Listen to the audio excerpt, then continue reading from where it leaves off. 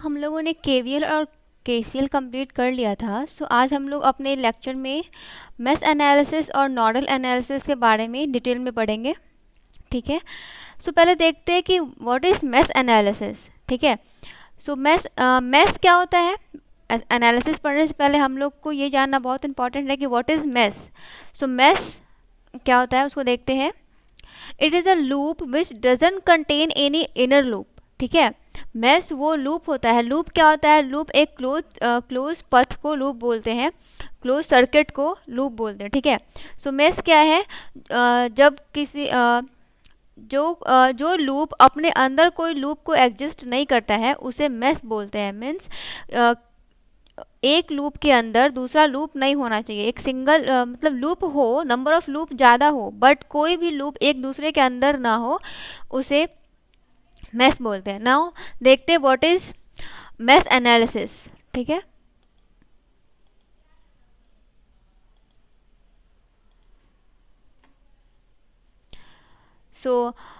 Mesh analysis, definition. Mesh analysis is defined as the method in which the current flowing through a planar circuit is calculated.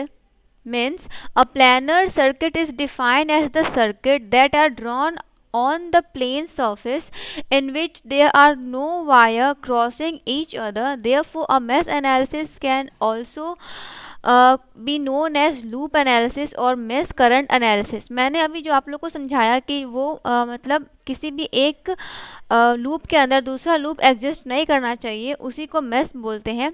उसी को यहाँ पे detail में लिखा गया है। अ प्लानर सर्किट, एक minute,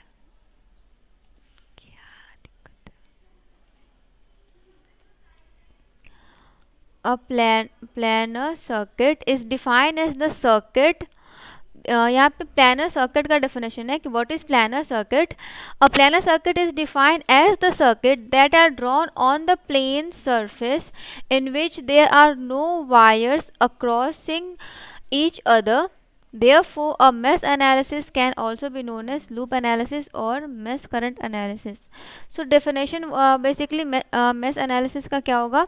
Mesh analysis is defined as the method in which current flowing through a planar circuit is calculated. Means जिस पूरे mesh में जितने भी टाइप के करंट फ्लो हो रहे हैं उसको हम लोग कैलकुलेट करते हैं, उसी को ही हम लोग मेश एनालिसिस बोलते हैं। ठीक है। अब स्टेप देखते हैं कि हम लोग मेश एनालिसिस को कैलकुलेट कैसे करेंगे। There are some few steps by through which we can calculate the mesh analysis. First, identify the total number of mesh. ठीक है। Identify total number of mesh in the given network. ठीक है। जो भी हम लोग को सर्किट डायग्राम दिया हुआ है उसमें कितने मेश इंक्लूडेड है उसको पहले फाइंड आउट करना है। ठीक है। This is the first step. Second है assign the current and its direction for each mesh. Means अब मेश दिया हुआ है तो उसमें करंट का डायरेक्शन या तो पॉजिटिव से नेगेटिव या नेगेटिव से पॉजिटिव हो सकता है। तो पहले हम लोग को एक डायरेक्शन फिक्स करना है कि किस डायरेक्शन के बेसिस पे हम लोग एनालिसिस निकालना चाहते हैं। अगर हम लोग मतलब एक डायरेक्शन फिक्स कर लीजिए पूरे मेश के लिए, किसी भी मतलब एक मेश में नेगेटिव मतलब एक मेश में क्लॉकवाइज नहीं ले जा रहे हैं, दूसरे मेश में एंटी क्लॉकवाइज, तो ऐसे में आंसर कैलकुलेट करने में हम लोग को ही बहुत सारे प्रॉब्लम्स होते हैं। एक करंट के डायरेक्शन को मीन्स एक डायरेक्शन हम लोग को पहले असाइन करना है कि हमें या तो क्लॉकवाइज जाना है या एंटी क्लॉकवाइज। ये आप लोग के ऊपर डिपेंडेंट है। आप लोग टोटली फ्री हो, आप लोग कोई भी डायरेक्शन चूज़ कर सकते हो, बट पूरे मैथ के लिए कोई एक डायरेक्शन चूज़ करना है। आप चाहो तो पूरे सिलेबस के लिए ही एक डायरेक्शन चूज कर लो ताकि कन्फ्यूज़न ना हो। एक क्वेश्चन में क्लॉकवाइज, एक क्वेश्चन में एंटी क्लॉकवाइज, ऐसे बहुत कन्फ्यूज़न क्रिएट होता है। थर्ड पॉइंट है develop KVL equation for H mesh. ठीक है। Develop KVL equation for H mesh.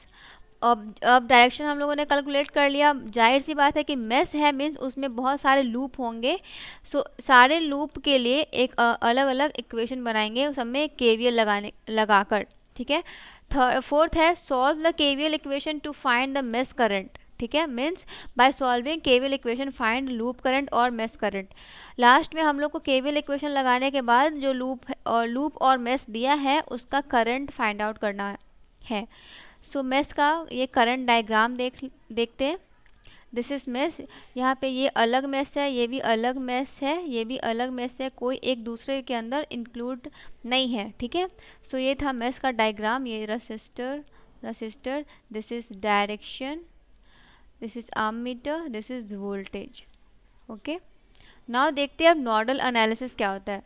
Nodal analysis in electric circuit analysis और nodal analysis is the method of determining एक minute of determining the voltage between node in an electrical circuit means जब mesh दिया हुआ है तो mesh में बहुत सारे, इसी एग्जांपल में समझते हैं कि यहाँ पे ये रहा एक नोड, यहाँ पे ये रहा दूसरा नोड। तो according to mesh nodal analysis, mesh में जितने भी नोड हम लोग को गिवन है उस नोड को नोड के बेसिस पे जितने भी करंट उस मेश से फ्लो हो रहे हैं उसको फाइंड आउट करने के तरीके को हम लोग नोडल एनालिसिस बोलते हैं, ठीक है। और नोडल एनालिसिस फाइंड आउट करने के लिए हम लोग फर्स्ट ऑफ ऑल अगर दो मेश है तो एक मेश को हम मतलब एक मेश के वोल्टेज को हम लोग 0 मानेंगे, दूसरे मेश के वोल्टेज को कोई भी एक वेरिएबल से उसको डिनोट करेंगे, देन उसका वोल्टेज फाइंड आउट करेंगे, ठीक है। So according two nodal analysis जो मेश हम लोग को दिए हुए हैं उसमें जितने भी नोड प्रेजेंट है उस नोड को एक एक नेम देके उस नोड के थ्रू उस मेश में जितने भी करंट दिए हुए हैं उसको फाइंड आउट करने के प्रोसेस को नोडल एनालिसिस बोलते हैं। Now step how we find nodal analysis. तो फर्स्ट स्टेप है nodal identify total number of node in the given circuit. Means जो मेश हम लोग को दिया हुआ है उसमें जितने भी नंबर ऑफ नोड प्रेजेंट है पहले उसको फाइंड आउट करना है। सेकंड है assign the voltage at each node of the node is taken as the refer node and reference node potential should be equal to ground potential। means दो node अगर दिए हुए हो तो ऊपर मतलब मेश के ऊपर वाले नोड को हम लोग कोई भी एक वेरिएबल से डिनोट करेंगे और नीचे वाले नोड को हम लोग वायर के थ्रू उसको शॉर्ट कर देंगे और वहाँ का वोल्टेज हम लोग 0 कंसिडर करेंगे, ठीक है। थर्ड है develop KVL equation at each non reference node. अब जितने भी नॉन रेफरेंस नोड है means non reference node means उसमें हम लोगों ने शॉर्ट करके उसको 0 नहीं माना है, ठीक है। मतलब जो नोड बचा हुआ है जिस पे हम लोग को करंट फाइंड आउट करना है उस पे हम लोग केसीएल इक्वेशन लगाएंगे, ठीक है। Fourth, by solving KCL equation find node voltage. अब केसीएल इक्वेशन लगाने के बाद हम लोग उस मेश का voltage means node voltage find out करेंगे, ठीक है। सो एग्जाम्पल देखते हैं। फर्स्ट ऑफ ऑल ये हो गया पहले नोड मेश एनालिसिस और नोड एनालिसिस के बारे में। सो अब ये देख लेते हैं कुछ मेश एनालिसिस के कुछ इम्पॉर्टेंट पॉइंट है उसको डिस्कस करते हैं। नोड पॉइंट,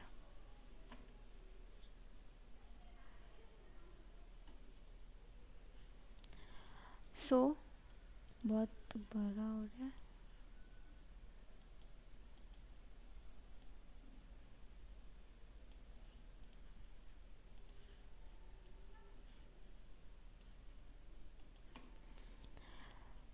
सो फर्स्ट क्या बोलता है ये जो रूल है वो नोड पॉइंट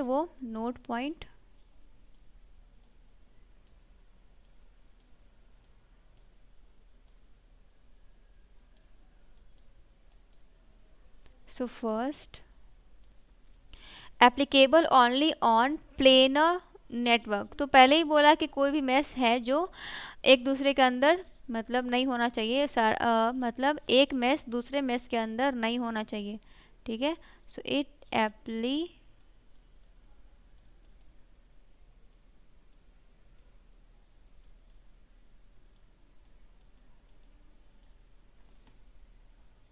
ओनली एक मिनट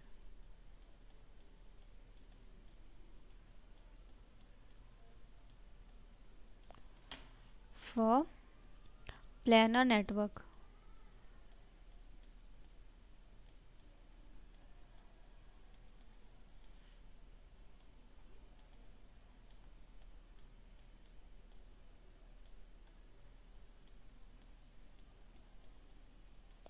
ठीक है, और इसको समझते हैं कि व्हाट इज़ प्लानर नेटवर्क। मानना कि ये एक मिनट, कलर चेंज करते हैं।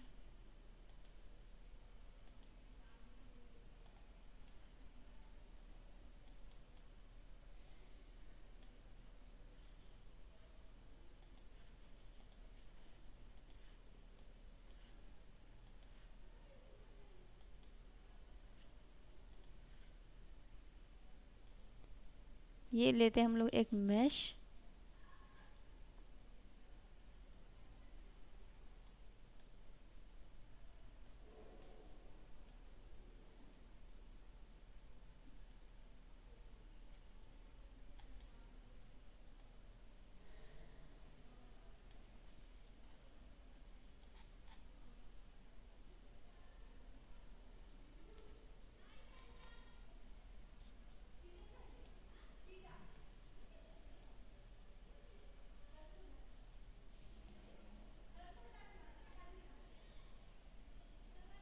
ठीक है, तो ये जो मैश हम लोगों ने ड्रॉ किया यहाँ पे, ये एप्लीकेबल नहीं होता है, मतलब according to this rule applicable only for planar network. So यहाँ पे ये प्लानर नेटवर्क नहीं है। ठीक है, यहाँ पे जो ये वाला नोड है, सॉरी ये वाला रजिस्टर है, और ये एक दूसरे को क्रॉस कर रहे हैं, जो नहीं होना चाहिए था। ठीक है, मतलब एक प्लानर होना चाहिए। इसी को अगर हम लोग इस फॉर्म में चेंज कर दे, अगर इसे यही जो मैथ हम लोगों ने लिया,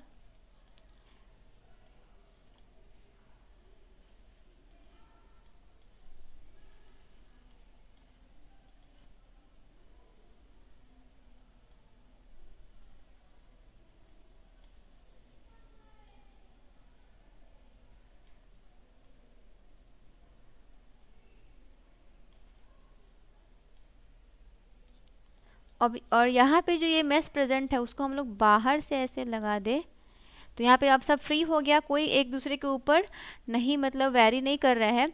दैट्स वाई ये एक प्लानर है, और ये मैस एनालिसिस में कंसिडर कर सकते हैं। ठीक है, सो ऊपर वाला ये सही है, और ये जो था यहाँ पे ये कोलाइड कर रहे हैं, सो ये गलत होगा। ये डायग्राम समझाने का मीनिंग यही था कि फर्स्ट नोट क्या है, applicable only for planar network. ठीक है, प्लानर नेटवर्क पे ही हम लोग मैस एनालिसिस को अप्लाई करेंगे। दूसरा क्या पॉइंट है, दूसरा पॉइंट बोलता है कि direction of mass current. Direction में मतलब डायरेक्शन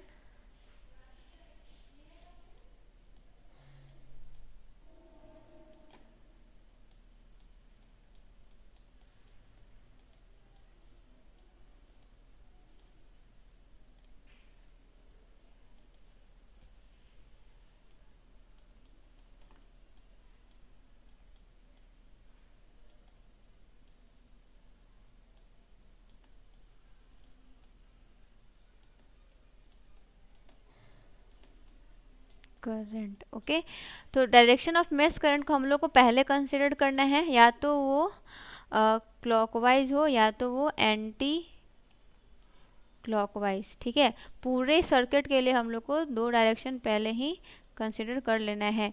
एक मेस में क्लॉक, एक में एंटी क्लॉक, ऐसे यूज नहीं करना है। ठीक है, ना थर्ड पॉइंट क्या बोलता है, number of equation required to solve an electrical network using mesh analysis means number of equation required to solve an electrical network using mesh analysis, then E is equal to M is equal to B minus N minus 1.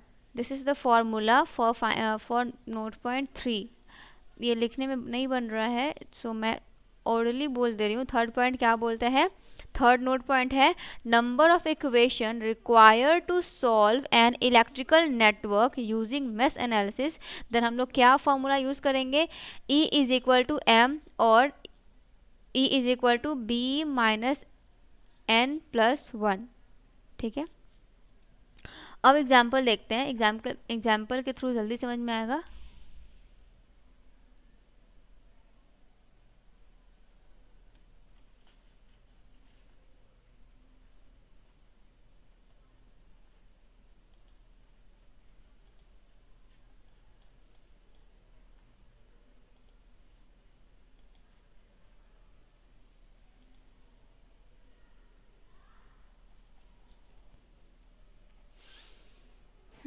तो ये रहा हाँ ये रहा example.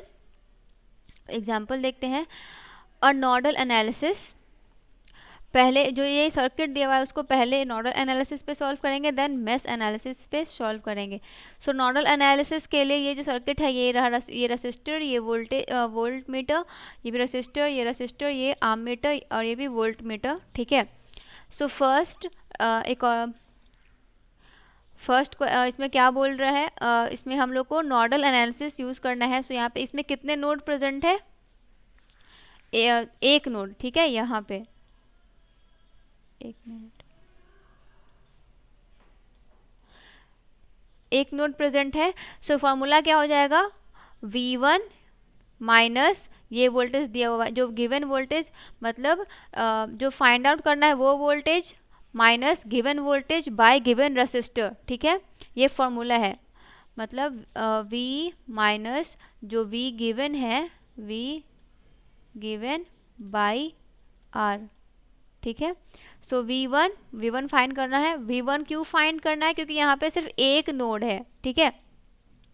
इन दोनों mesh के बीच में कितना नोड बन रहा है, एक ही नोड है ना यहाँ पे, ये रहा एक नोड, इसलिए हम लोग को सिर्फ एक नोड फाइंड करना है। और नीचे हम लोग वायर लगा के शॉर्ट कर देंगे। सो ये V base is equal to हो जाएगा 0। और हम लोग को इस नोड के बारे में फाइंड आउट, नोड पे प्रेजेंट वोल्टेज को फाइंड आउट करना है, ठीक है। So V1 minus given voltage V4 by resistor कितना है 1 प्लस और डायरेक्शन यहाँ पे प्लस क्यों लिया है, क्योंकि ये इसको हम लोग क्लॉकवाइज डायरेक्शन में लेंगे, क्लॉकवाइज डायरेक्शन में, और नेगेटिव से पॉजिटिव जा रहा है, दैट्स वाई इसको हम लोग पॉजिटिव लेंगे, ठीक है। हो गया दूसरा। यहाँ पे अब आते हैं इस फॉर्म, मतलब इस मेश का हो गया। अब इस मेश में आ रहे हैं। सो V1 यहाँ नेगेटिव से पॉजिटिव, मतलब ये क्लॉकवाइज जा रहा था, मतलब ऊपर से नीचे, और ये नीचे से ऊपर जा रहा है, मतलब पॉजिटिव नीचे है नेगेटिव ऊपर है। सो ये एंटी क्लॉकवाइज हो गया, ठीक है। डायरेक्शन मतलब पहले हम लोगों ने इसको नेगेटिव से पॉजिटिव की डायरेक्शन को हम लोगों ने पॉजिटिव लिया है, ठीक है। तो इसी को हम लोग पूरे मैथ में कंसिडर करेंगे कि नेगेटिव से पॉजिटिव जाएगा, मीन्स उसको पॉजिटिव लेंगे। सो यहाँ नेगेटिव से पॉजिटिव जा रहा है, इसलिए हम लोगों ने यहाँ पे प्लस साइन लिया। यहाँ नेगेटिव, और यहाँ नेगेटिव नीचे पॉजिटिव से ये नेगेटिव की ओर जा रहा है, इसलिए यहाँ मतलब यहाँ पे भी ये यहाँ पे भी ये नेगेटिव से पॉजिटिव आ रहा है, इसलिए यहाँ पे भी हम लोग प्लस साइन लेंगे, ठीक है। So now V1 minus given voltage ये क्या है, नेगेटिव से पॉजिटिव जा रहा है, उल्टा डायरेक्शन हो गया, इसलिए +2 नहीं, मतलब यहाँ पे V1 माइनस इंटू -2, एक मिनट, -2 और माइनस माइनस प्लस, सो V1 +2 हो जाएगा, ठीक है। ऐसे है यहाँ पे बाय गिवन रेसिस्टर कितना है 2, सो 2, और यहाँ पे आर्म मीटर दे दिया है, so -2 arm metre is equal to 0। अब इसको सॉल्व कर लेंगे, तो बेसिक सॉल्यूशन है। अब इसमें मेश एनालिसिस यूज करते हैं। मेश कितना प्रेजेंट है, दो मेश है, एक ये मेश है और एक ये मेश है। सो फॉर मेश 1 +4, माइनस से प्लस की ओर हम लोगों ने क्या लिया था, डायरेक्शन पॉजिटिव, ठीक है। सो +4 माइनस, यहाँ करंट जब फ्लो हो रहा है मीन्स इलेक्ट्रॉन्स निकल रहे हैं, दैट मीन्स इलेक्ट्रॉन कौन से चार्ज से, मतलब इलेक्ट्रॉन पे कौन सा चार्ज होता है, negative, that's why -I1 -2I1 minus यहाँ पे 3 है। अब यहाँ से रेसिस्टर क्या हो रहा है, डिवाइड हो रहा है, इधर भी जा रहा है और इधर भी जा रहा है। सो यहाँ पे ये ध्यान रखना है कि अभी हम लोग मेश 1 के लिए निकाल रहे हैं, इसलिए मेश 1 मीन्स I1 को ज़्यादा प्रायोरिटी देंगे, और अगर मेश 2 के लिए निकालेंगे तो यहाँ पे I2 को ज़्यादा प्रायोरिटी देंगे।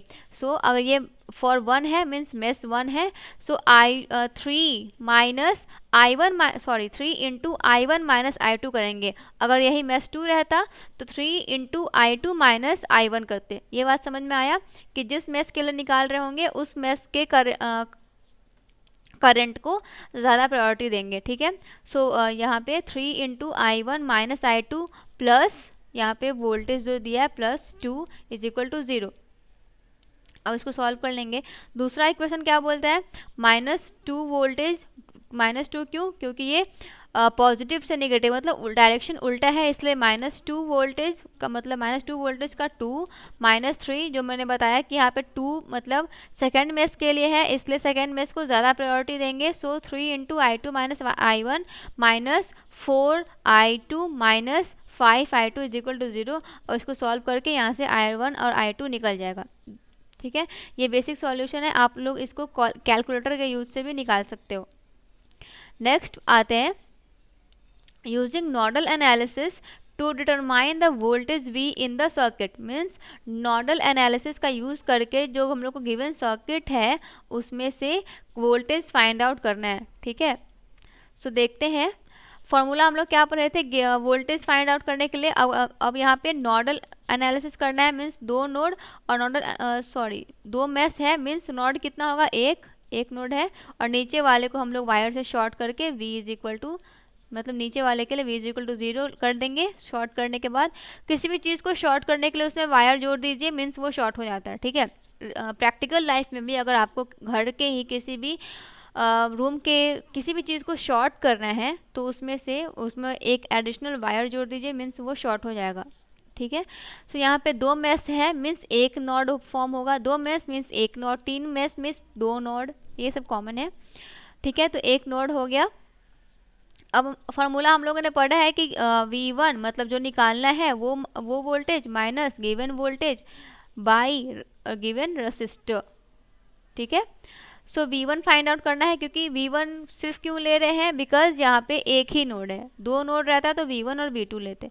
ठीक है, सो V1 -30 फॉर्मूला में होता है minus, so -30 by given resistor कितना है 6, सो यहाँ पे 6 प्लस V1 और डायरेक्शन यहाँ पे उल्टा है इसलिए +24 प्लस क्यों लेंगे, बिकॉज V1 माइनस इंटू -20 एक मिनट 24, सो ये हो जाएगा V1 + 24। ठीक है, सो V1 + 24 गिवन कितना है 12 प्लस V1 यहाँ पे कोई वोल्टेज नहीं है मतलब इस वाले में, सो V1 - 0 बाई 5 + 3 = 8। ये हो गया नोडल एनालिसिस से। ना ये फार्मूला हम लोग के पास आ गया। अब इसको इक्वेट करने के बाद हम लोग आराम से V1 का वैल्यू फाइंड आउट कर सकते हैं। ये नॉर्मल कैलकुलेशन है, कैलकुलेशन सॉल्व करके टाइम वेस्ट नहीं करना है, आप लोग नॉर्मल कर सकते हो इतना। ठीक है, नाउ देखते हैं इसी मेश के लिए अब मेश एनालिसिस, ये गिवन सर्किट के लिए हम लोग मेश एनालिसिस देखते हैं थोड़ा सा।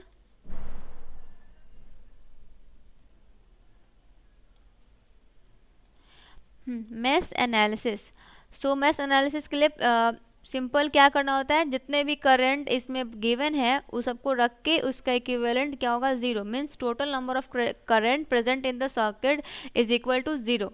ठीक है, sum of total number of current in the given circuit = 0। So 30 voltage के लिए -6I1 -12 वोल्ट, -12 है और ये है I1, इसको मान लेते हैं I1।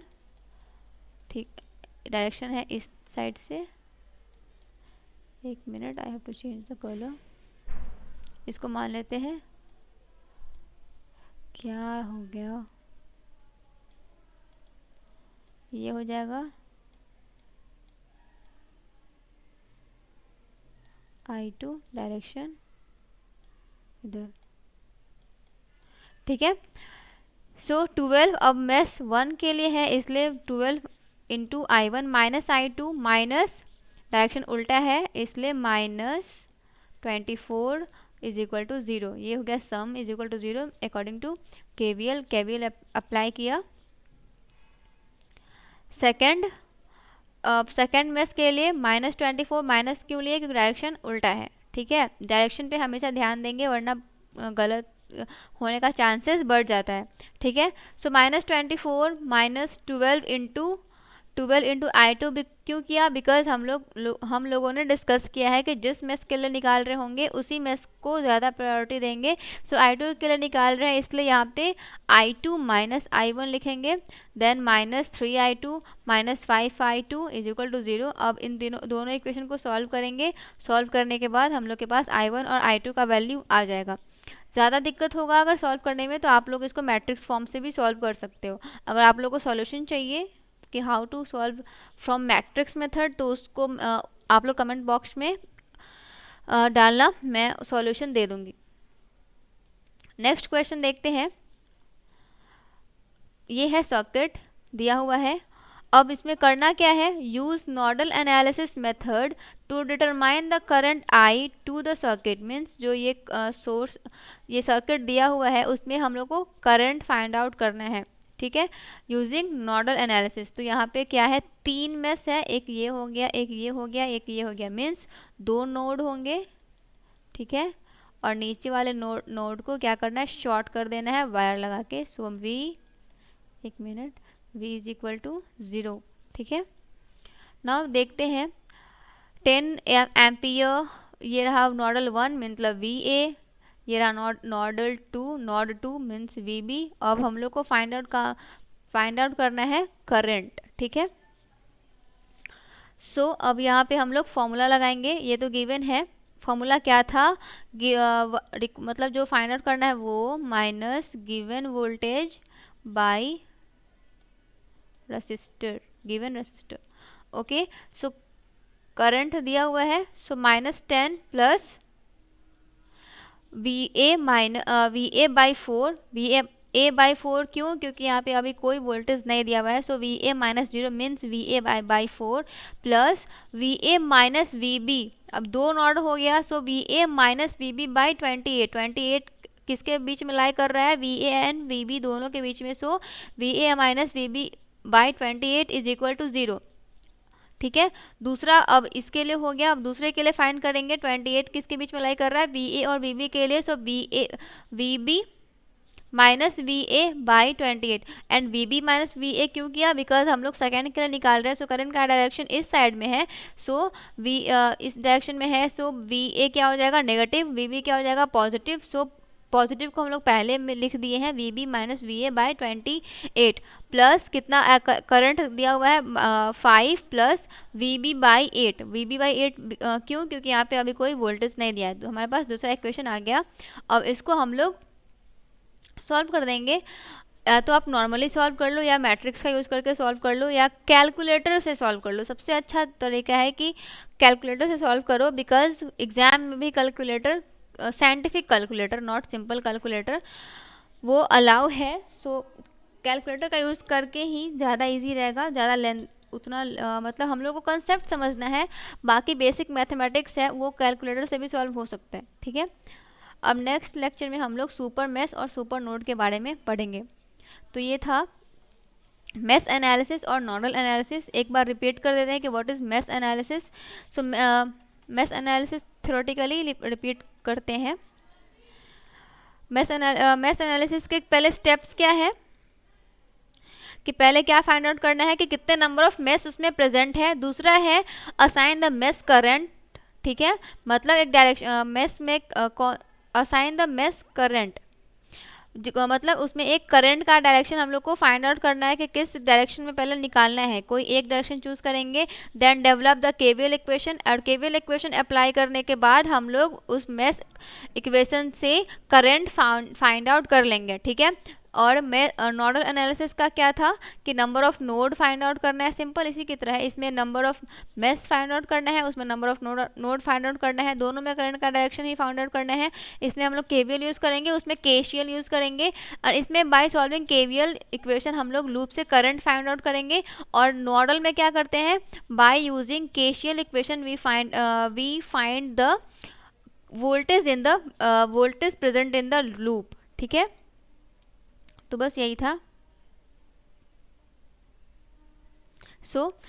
आज का लेक्चर यहीं पे ख़त्म होता है। नेक्स्ट लेक्चर में हम लोग सुपर नोड और सुपर मेश पढ़ेंगे, वो भी बहुत इंपॉर्टेंट है।